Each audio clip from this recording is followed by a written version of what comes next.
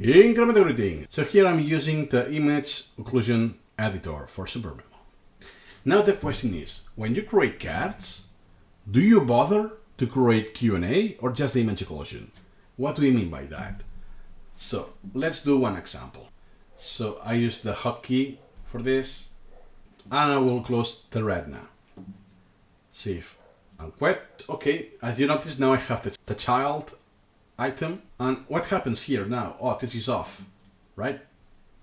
What the heck is that? It says no template. Yet this is still working. So if I simulate the learning process, oh yeah. So I have this, that's the question time or the front. I reveal the answer, and voila, I can see, oh, it's retina. But what happens is that I only have this title, Occlusion in a Human Eye Anatomy, and that's it. What happens now if I change the template and I apply this one? It is actually empty. So I get the title, and I could paste it here if I want to. And I can use my convention, let's say that, as a sort of a tag. So therefore, I could search later on here for all my cards that are image occlusions. Or if you use the built-in, the occlusion between curly brackets. And by the way, you can customize this, how the add-on inserts this string. So if you want to always have something different, yeah. So if I'm a casual user, for me that's enough. I will be able to locate all the human eye anatomy related cards, or just the image occlusions related to anatomy or whatever.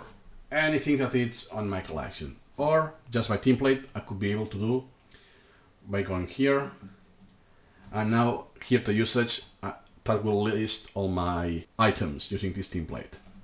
Nice. But what about if I use the other one, the to text? And you may think, oh, that's kind of redundant, right? I have the question. Let's simulate the learning process. Let me put this in the answer.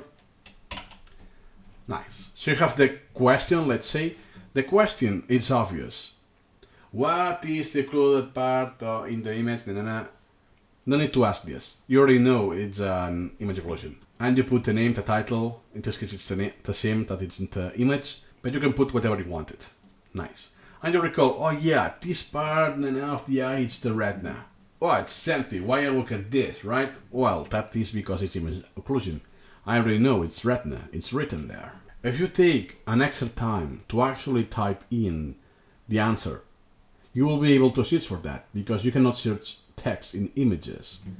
And next time, if I want to get neural, or I want to search something about retina or related to the eye, I will be able to do that, because I will get hits. So if I go here, retina, here you go, right? So this will be useful. Perhaps my idea is, if you're running lots of anatomy and you only don't have image occlusion, you have Q&A and topics about that anatomy, because you're running anatomy in a very great detail. In my case, I will do it. Which, by the way, is what I do in my genuine collection, mostly with the anatomy of the brain. So let me show you that. Templates, image occlusion. Here you go. Well, that is using the built-in image occlusion, not the add-on, but you get the point, right? In this backup, I'm using the exclamation point IO as a sort of tag, and a custom color, and then the answer. But since I have a textbook and other books and lots of articles about the brain, neuroscience, and so on, for me it's relevant to spend this effort to type into text, because everything is high priority. 30%, as you can see, the priorities are quite high. So if that item was 60%, I won't bother.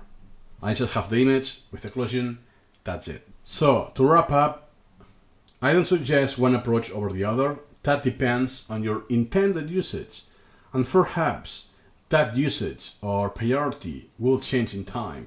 So you can actually change your approach in any time in the future. So the point is that you have to know the goals you want to learn. Based on that, you will make meaningful decisions. Or And then rate if you change your mind in the future. Let's say this becomes outstanding in 2 years and it's without anything. Let's pretend it's like this. It's, oh, now I do care about this. So therefore, I will type it in. And on top of that, you can actually make this as a sort of, as a pseudo spelling test. It's retina. In this case, it's kind of easy.